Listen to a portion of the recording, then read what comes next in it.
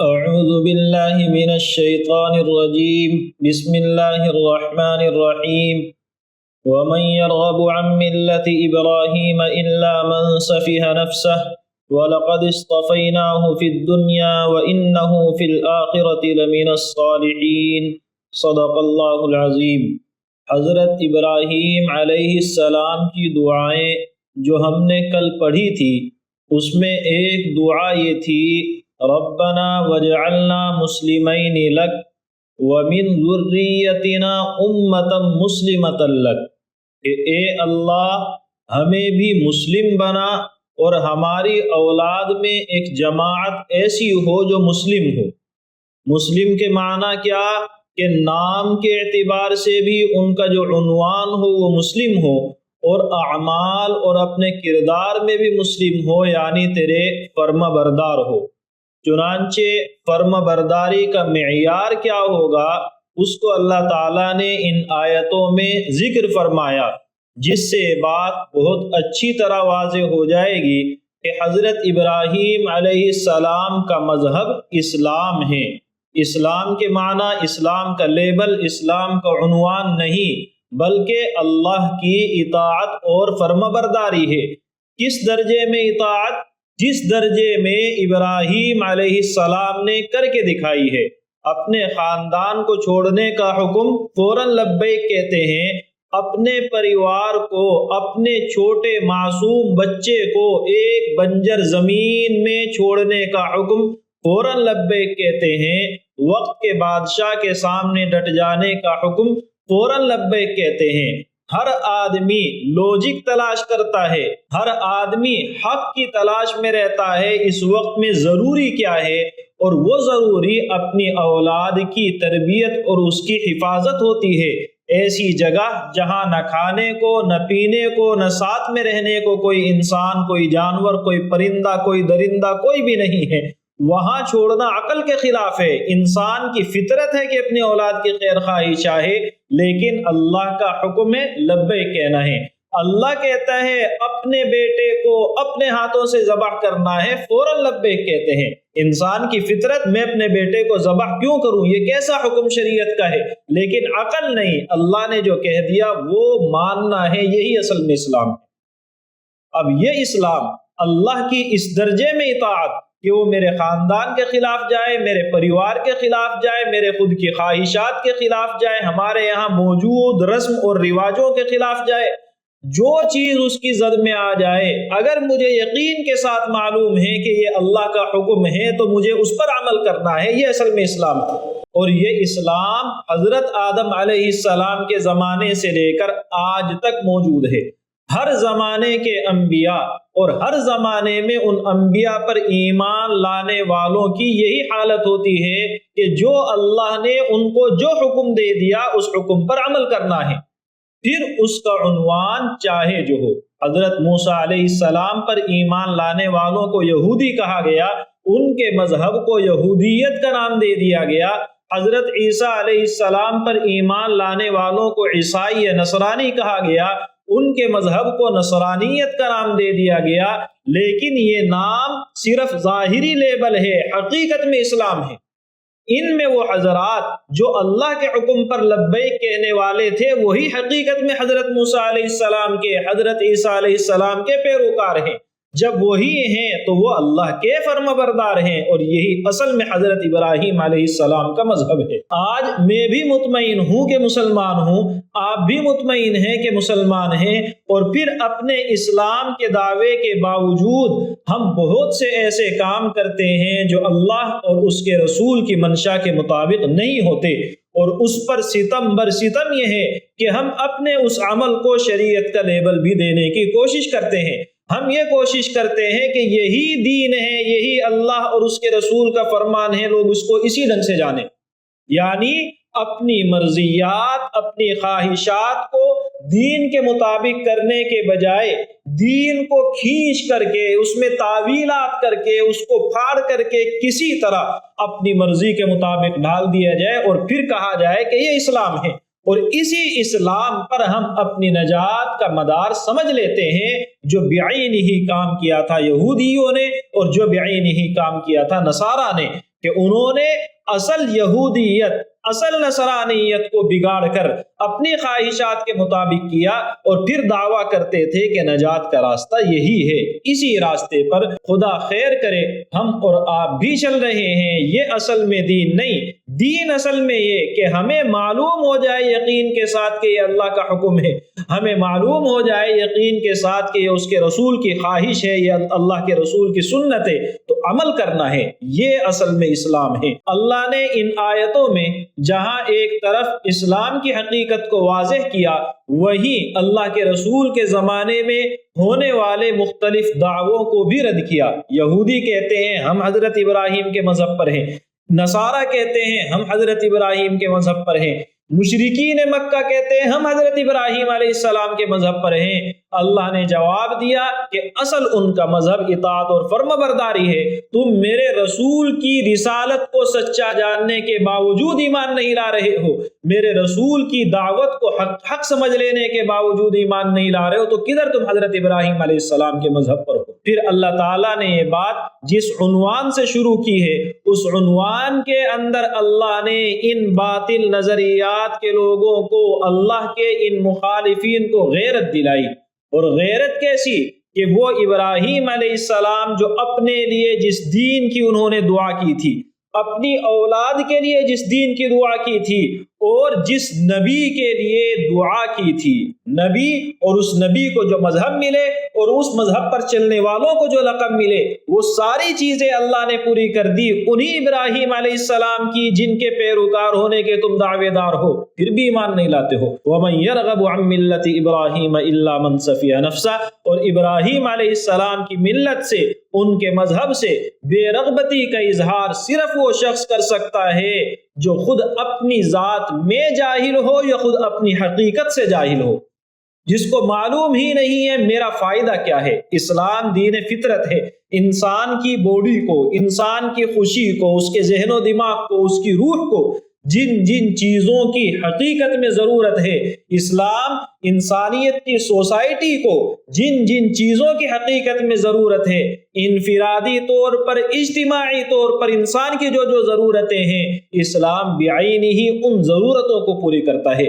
تو ہماری خواہش، ہماری ضرورت اصل میں کیا ہے؟ اس چیز کو جو دین بتائے، اس دین سے بے رغبتی، بے وقوفی، نہیں تو پھر کیا ہے؟ اور یہ اس کا وہ فائدہ جو ہم اور آپ محسوس کرتے ہیں، اور دوسرا فائدہ کہ ہم نے حضرت ابراہیم علیہ السلام کو دنیا ہی میں انبیاء کی جماعت میں منتخب کیا تھا۔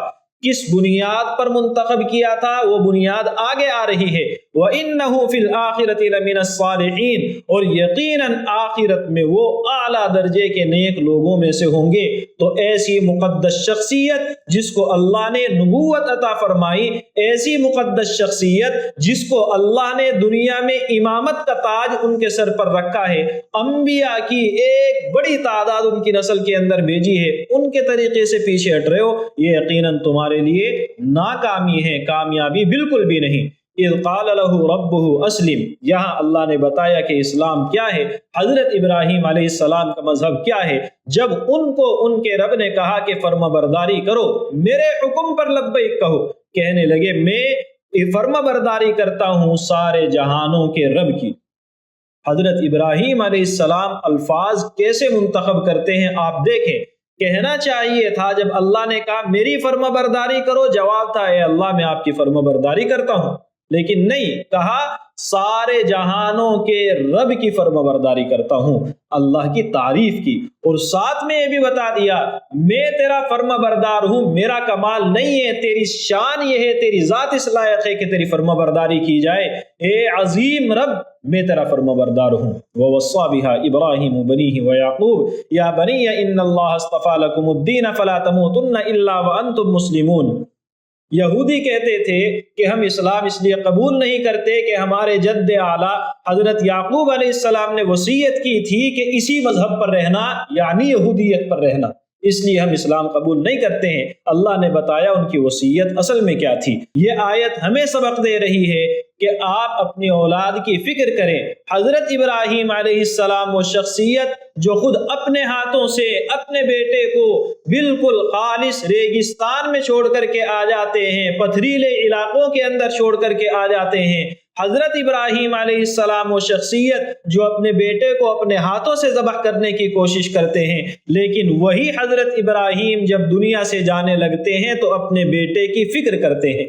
یعنی اپنی اولاد کی بھلائی چاہنا یہ کوئی انبیاء کے طریقے کے خلاف نہیں ہے۔ آپ اپنے اولاد کے لیے خیر چاہیں، اور دنیا کا دستور ہے ہر آدمی جس میدان میں کامیابی چاہتا ہے یا وہ کامیابی حاصل کرتا ہے اپنی اولاد کو اسی لائن میں آگے بڑھانے کی کوشش کرتا ہے۔ چنانچہ ایک بہترین بزنس مین یہ چاہتا ہے کہ میرا بیٹا بھی اچھا بزنس جو میں نے کھڑا کیا اس کو آگے لے کر کے جائے۔ ایک بہترین پیشہ ور، ایک بہترین ٹیکنیشین وہ یہ چاہے گا میرے پاس میں جو گر ہے، میرے پاس میں جو فن ہے وہ میں اپنے بیٹے کو پورا دے دوں اور بہترین ماہرین سے اس کی ملاقات کرا کے اس کو اوپر لے کے جاؤں۔ اسی طریقے سے وہ شخص جو سول سروسز کے اندر بہت اچھا کر کے گیا ہو وہ چاہے گا میرا بیٹا میرے سے اونچی زیادہ پوسٹ پر ہو، اس کو بہترین جاب ملے۔ بزنس مین کہے گا جاب کے اندر کیا رکھا ہے، اور بہترین سروس کرنے والا اپنے بیٹے کے لیے جاب کی تلاش میں ہے۔ اسی طریقے سے پولیٹیشین یہ چاہتا ہے کہ میں اپنے بیٹے کو بہترین لیڈر بنا کر کے جاؤں۔ غرض ہر آدمی جس چیز کو بہتر سمجھتا ہے اپنی اولاد کو اس راستے پر لاتا ہے۔ حضرت ابراہیم علیہ السلام اللہ کے نبی ہیں، حقیقت کو جانتے ہیں، انسانیت کے نیچر کو جانتے ہیں، تو اپنی اولاد کی آخرت کی فکر کرتے ہیں، اور یہی ہے حقیقت میں انسان کی سب سے بڑی کامیابی۔ آپ چھوٹی سی چیز پر غور کریں، آپ اپنے بچے کو تپتی ہوئی دھوپ کے اندر کھڑا نہیں کر سکتے ہیں، لیکن اسی بچے کو جہنم کی آگ کا ایندھن بنا رہے ہیں۔ آپ اپنے بچے کو ہلکا سا کانٹا کہیں چبھ جائے تڑپ اٹھتے ہیں، لیکن اسی بچے کو اگر کوئی گولی مارے اور اس سے آپ نہ بچائیں، آپ بہت بڑے بیوقوف ہیں۔ چھوٹی تکلیف کی آپ کو فکر ہے، بڑی تکلیف کی طرف آپ کی توجہ نہیں جا رہی ہے، اس کا مطلب آپ یا تو حقیقت سے خود بھی ناواقف ہیں، اور یا پھر آپ جان بوجھ کر کے ناواقف بننے کی کوشش کر رہے ہیں۔ تو پہلی چیز ہمیں غور کرنی چاہیے کہ انسان کا جو اصل مقصد ہے اپنی اولاد کو اس کے لیے تیار کرے۔ دوسری چیز، یہ چیز آپ کے اولاد کو دنیا میں بھی کامیاب کرتی ہے۔ آپ جب کسی مشن میں کامیاب ہونا چاہتے ہیں تو اس کی کامیابی کے لیے کچھ آپ کے یہاں پیرامیٹرز ہوتے ہیں، آپ کچھ حدود طے کر دیتے ہیں، مجھے ایسے ایسے اس منزل تک پہنچنا ہے۔ ان حدود کے اندر اگر آپ کے ذہن میں بچپن سے یہ بات آ جائے کہ مجھے کامیابی تو چاہیے، خدا کو ناراض نہیں کرنا ہے، آپ حلال راستے اختیار کریں گے، منزل تک پھر بھی پہنچیں گے۔ اور اگر ان حدود کے اندر آپ نے خدا کی رضا اور اس کی عدم رضا کو شامل نہ کیا تو پھر آپ جو پیرامیٹرز اپنے لیے سیٹ کریں گے، جو گول اپنے لیے بنائیں گے، اس میں آپ اللہ کی خوشنودی کو سائیڈ میں کر دیں گے۔ یعنی کامیابی آپ کو ہو سکتا ہے آپ کی سوچ کے مطابق پھر بھی مل جائے، منزل دونوں صورتوں میں مل رہی ہے، ایک میں آپ کی آخرت برباد ہوتی ہے اور دوسری کے اندر آپ کی دنیا اور آخرت دونوں کامیاب ہوتی ہیں۔ اس لیے بچپن سے کوشش کریں کہ اپنی اولاد کا ذہن دین کے راستے پر ڈال دیں، اپنی اولاد کے ذہن میں اللہ کے حکم کی اہمیت کو ڈالیں، اس کے بعد وہ بچہ جدھر جانا چاہے چلا جائے۔ نتیجہ کیا ہوگا؟ بڑھاپے میں جب آپ کو اس کی ضرورت ہوگی، اس کو خدا کا خوف ہوگا، اس کے احکام پر چلنے کا جذبہ ہوگا، آپ کی پریشانیوں کو دھیان میں رکھے گا، آپ کی خدمت کو دھیان میں رکھے گا۔ اور اگر آپ نے اس چیز سے نظر انداز کر دیا، آپ نے اس کو حقوق واجبہ، اللہ کے احکام پر عمل کرنے کا، اللہ کے حقوق کو پورا کرنے کا جذبہ اس کے اندر نہ ڈالا، وہ کل آپ کے حقوق بھی پورا نہیں کرے گا۔ وہ آپ کو بتائے گا میری اپنی زندگی ہے، آپ اپنی زندگی جی چکے ہیں، مجھے ڈسٹرب نہ کریں۔ اس لیے حضرت ابراہیم علیہ السلام جو وصیت کر رہے ہیں وہ اصل میں اولاد کے لیے بہترین وصیت ہے، ہمارے اور آپ کے سمجھنے کی ہے۔ اللہ نے فرمایا کہ ابراہیم علیہ السلام نے اپنی اولاد کو وصیت کی، اور یعقوب نے، حضرت یعقوب علیہ السلام بنو اسرائیل کے جد امجد ہیں، حضرت اسحاق کے بیٹے ہیں، حضرت ابراہیم علیہ السلام کے پوتے ہیں۔ کیا وصیت کی تھی کہ اے میری اولاد، یقیناً اللہ نے تمہارے لیے دین کو منتخب کر لیا ہے، سو تم مت مرنا مگر اس حالت میں کہ تم مسلمان ہو، اللہ کے فرمانبردار ہو۔ یعنی ہمیشہ ایمان پر قائم رہنا، تاکہ جب موت آئے تو اسلام کی حالت میں آئے۔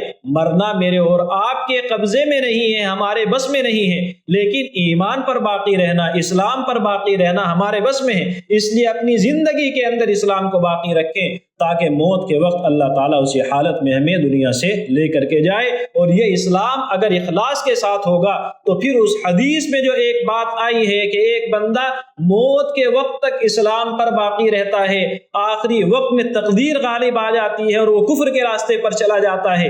دوسرا شخص کفر کی حالت میں پوری زندگی گزارتا ہے، آخری وقت میں تقدیر غالب آ جاتی ہے اور وہ اسلام کو قبول کر لیتا ہے۔ تو یہ دونوں چیزیں حقیقت میں اسی حدیث کی دوسری سندوں کے اندر جب ہم غور کرتے ہیں تو ایک لفظ ہمیں وہاں ملتا ہے کہ وہ دین کے راستے پر تھا لوگوں کی نظر میں، وہ کفر کے راستے پر تھا لوگوں کی نظر میں، یعنی دکھاوے میں کچھ اور تھا، اندر سے اسلام یا اندر سے کفر پہلے سے موجود ہوتا ہے۔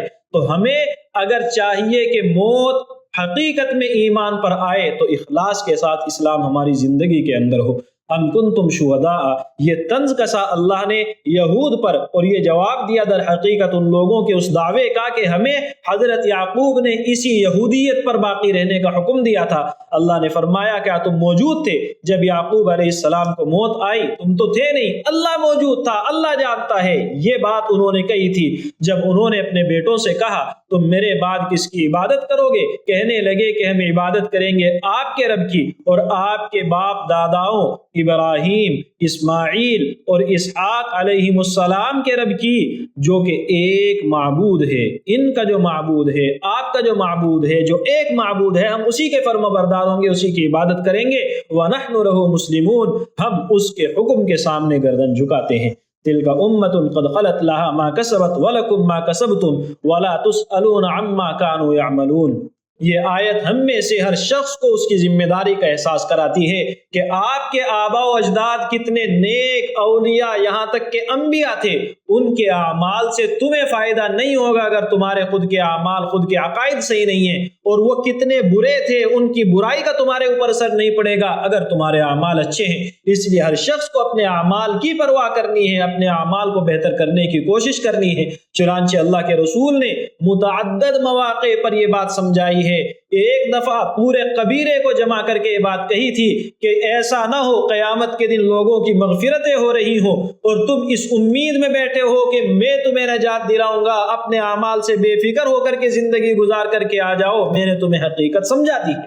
اسی طرح ایک موقع پر آپ نے فرمایا من بطأ به عمله لم يسرع به نسبه، جس شخص کا عمل اسے پیچھے کر دے گا، اس کا حسب، اس کا نسب اس کو آگے نہیں بڑھا سکتا ہے۔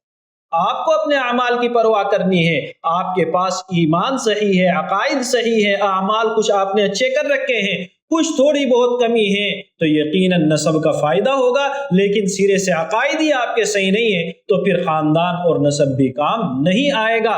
دنیا کا دستور یہی ہے، آپ کے باپ کا ہنر آپ کے کام نہیں آتا ہے اگر آپ نے محنت اور پریکٹس نہیں کی ہے، وہ تبھی کام آتا ہے جب آپ نے کچھ نہ کچھ محنت کی ہو اور کچھ گن انہوں نے آپ کو سکھا دیے ہو۔ یہی دستور یہاں ہے۔ غرض اللہ نے فرمایا یہ ایک جماعت تھی جو گزر گئی، ان کے لیے وہ اعمال ہیں جو انہوں نے کیے اور تمہارے لیے وہ اعمال ہیں جو تم نے کیے ہیں، اور ان کے اعمال کے بارے میں تم سے سوال نہیں ہوگا، تمہارے اعمال کے اوپر تمہارے فیصلے ہوں گے۔ اللہ تعالیٰ مجھے بھی آپ کو بھی سمجھنے کی، عمل کرنے کی توفیق عطا فرمائے۔ وآخر دعوانا ان الحمد للہ رب العالمین۔